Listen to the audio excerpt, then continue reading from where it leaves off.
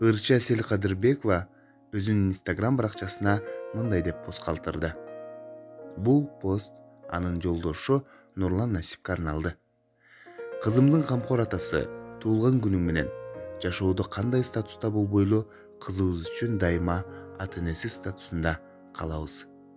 Өзүмө каалаган бүт жакшылыктарды сага да каалаймын.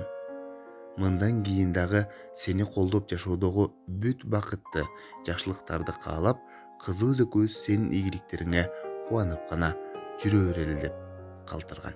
Эске салсак, ырчы Нурлан Насип менен Асель Кадырбекова азыркы учурда чогуу жашабайбыз. Убакыт келсе официалдуу түрдө ажырашабыз деген билдирүүнү калтырган болчу.